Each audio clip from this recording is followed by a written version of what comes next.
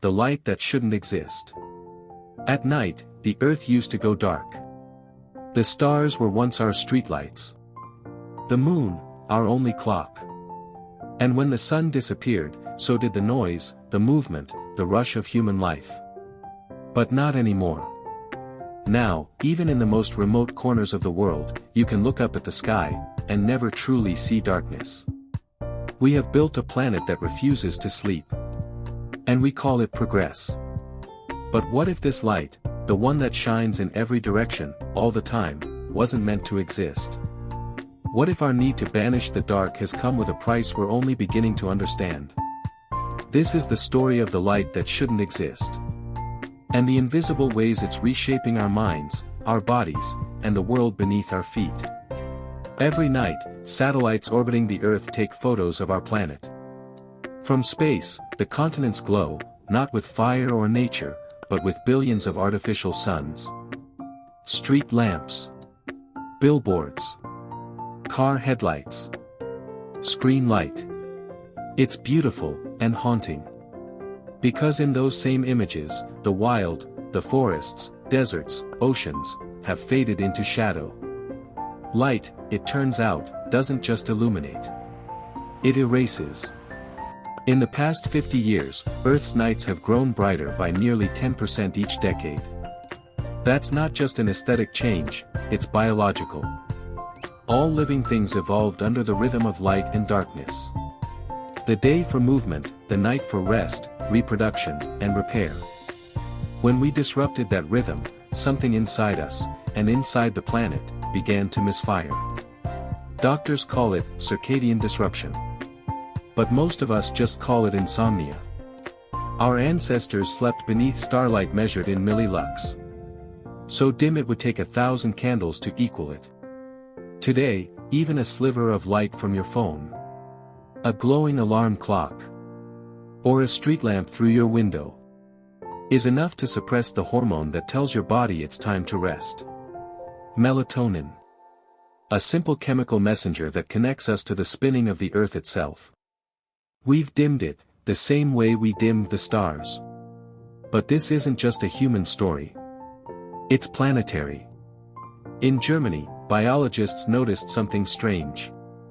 Insects, the quiet, invisible workforce of every ecosystem, were vanishing.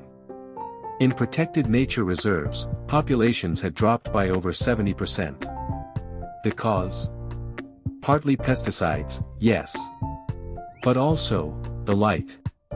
Street lamps that lure moths until they die of exhaustion.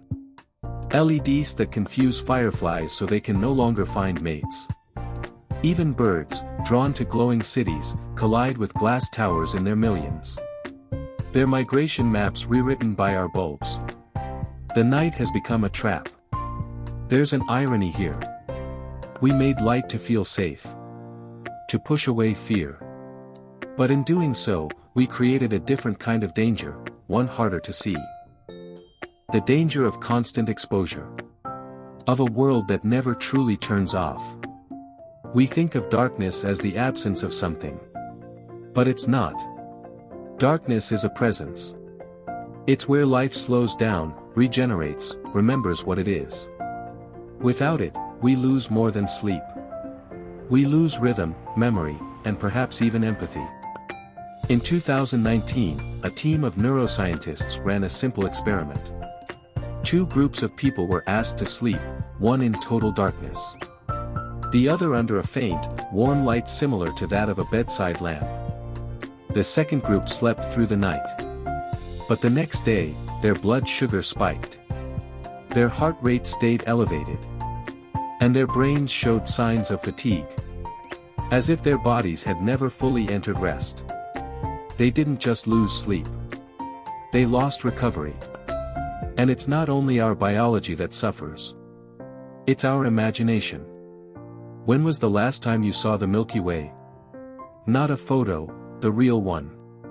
That band of impossible light stretching across the night. For most people on Earth, it's already gone. We've lost the sky, and with it, a piece of wonder older than humanity itself. Every culture, every myth, every story began with people looking up in the dark. When the stars disappear, what happens to the stories we tell ourselves? But not all light is lost. Across the world, small movements are trying to bring the night back. In France, towns now switch off public lighting after midnight to let the stars return. In the US, dark sky reserves are spreading. Places where artificial light is banned or carefully shielded. And in parts of Japan, schools teach children about the ecological importance of darkness. The way it lets fireflies dance, and bamboo forests breathe. People are learning again that light should have limits. Sometimes I wonder, if aliens looked down at our planet from space, what would they think of a species that floods its home with light? Just to forget it's night? Maybe they'd see it as a sign of brilliance. Or maybe, of fear. Because deep down, maybe we still fear what we can't see. And maybe that fear keeps us from realizing something simple. That the dark was never our enemy. It was our oldest teacher. So tonight, when you turn off your phone, and that last bit of glow fades from the room, wait a moment before you sleep. Listen to the stillness. To the sound of the world as it was meant to be, breathing, silent, alive. In that quiet, something ancient stirs. The rhythm of the planet. The pulse of your own heart. And the light that shouldn't exist. Finally giving way to the dark that should. The end.